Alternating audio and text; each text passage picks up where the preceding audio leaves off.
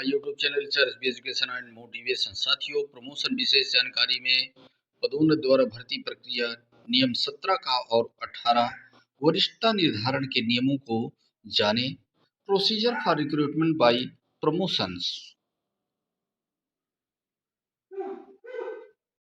साथियों, ध्यान से देखिएगा, नियम 17 का क्या है। किसी भाषा से भिन्न कोई विषय पढ़ाने के लिए किसी पद पर सीधी भर्ती की प्रक्रिया। Procedure for direct recruitment to a post for teaching subject other than language. चयन समिति पर यथास्थिति नियम 14 के उपनियम 6 या नियम 15 के उपनियम 2 में निर्दिष्ट सूची के आधार पर अभ्यर्थियों का चयन करने के लिए विचार करेगी और उस क्रम में जिसमें उनके नाम उक्त सूची में हों, चयन अभ्यर्थियों की एक सूची तैयार करेगी। यदि 2 या अधिक अभ्यर्थियों की गुणवत्ता अंक बराबर हों तो अधिक आयु वाले अभ्यर्थी का नाम सूची में ऊपर रखा जाएगा। ये साथियों बहुत ही महत्वपूर्ण नियम है प्रमोशन विषयक, ध्यान से देखिएगा। अर्थात एक से अधिक अध्यापक अध्यापिकाओं की मौलिक नियुक्ति तिथि समान है तो उस भर्ती की नियुक्ति के समय की चयन सूची से वरिष्ठता निर्धारित की जाएगी।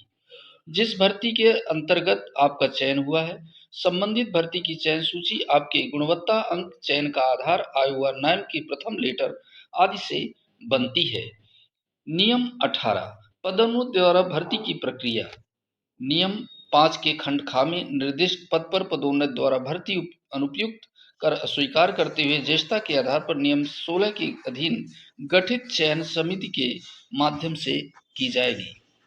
नियुक्त प्राधिकारी अभ्यर्थियों की पात्रता सूची ज्येष्ठता क्रम में तैयार करेगा और उसे उनकी चरित्र पंजियों, उनसे संबंधित ऐसे अन्य अभिलेखों के साथ जो उचित समझे जाएं, चयन समिति के समक्ष रखेगा।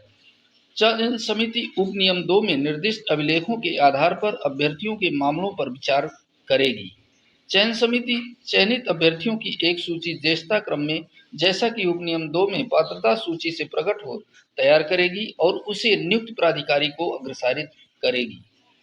उत्तर प्रदेश शिक्षा नियम व आदेश संग्रह भाग 5 पदोन्नति द्वारा भर्ती की प्रक्रिया का प्रोसीजर एक बार जरूर देखें।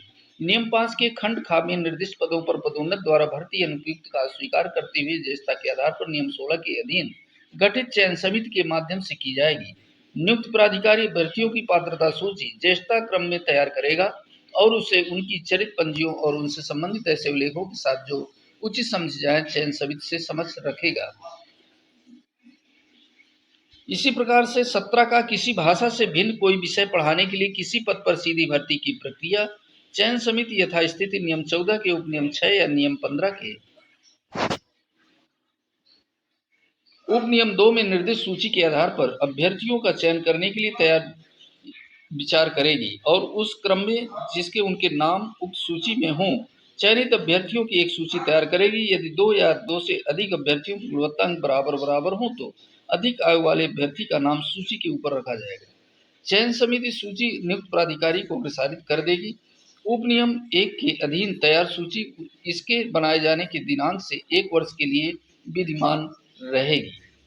जहां चयनित अभ्यर्थियों की संख्या रिक्तियों की संख्या से अधिक हो और नियम 19 के उपनियम 1 के अधीन समस्त चयनित अभ्यर्थियों को नियुक्ति नहीं मिलती है तो जिला विशेषाधिकारी ऐसे चयनित अभ्यर्थियों की सूची जो रिक्तियों की अनुपलब्धता के कारण नियुक्ति प्राप्त करने में समर्थ न रहे, उनके आवेदन पत्रों और अन्य विवरणों के साथ संभागीय सहायक शिक्षा निदेशक बेसिक को अपने क्षेत्र के भीतर किसी ऐसे जिले में रिक्तियों को भरने के लिए जहां पर्याप्त संख्या में चयनित अभ्यर्थी उपलब्ध नहीं है, वहां सूची का उपयोग करने के प्रयोजनों के लिए अग्रसारित करेगा। चौथा बिंदु, उपनियम 3 में निर्दिष्ट सूची प्राप्त होने पर संभागीय सहायक शिक्षा निदेशक बेसिक चयनित अभ्यर्थियों की सूची, आवेदन पत्र और अन्य विवरणों के साथ अपने संभाग के भीतर उस जिला विशेषाधिकारी को जहां रिक्तियों को भरने के लिए पर्याप्त संख्या में अभ्यर्थी उपलब्ध नहीं है, अग्रसारित करेगा। सूची इसी प्रकार अग्रसारित करने में संभागीय सहायक शिक्षा निदेशक बेसिक चयनित अभ्यर्थियों द्वारा जिले में अपनी तैनाती के संबंध में दिए गए विकल्पों को ध्यान में रखेगा।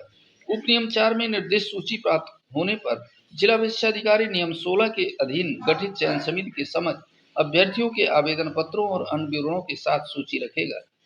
चयन समिति उपनियम 4 में निर्दिष्ट सूची में उपलब्ध अभ्यर्थियों पर विचार करेगी और उपनियम 1 के अधीन चयनित अभ्यर्थियों की एक सूची तैयार करेगी। उपनियम 1 के अधीन तैयार की गई सूची के अंत में उनके नामों को सम्मिलित करेगी और संपूर्ण सूची को नियुक्त प्राधिकारी को अग्रसारित करेगी। ये साथियों बहुत ही महत्वपूर्ण निर्देश थे।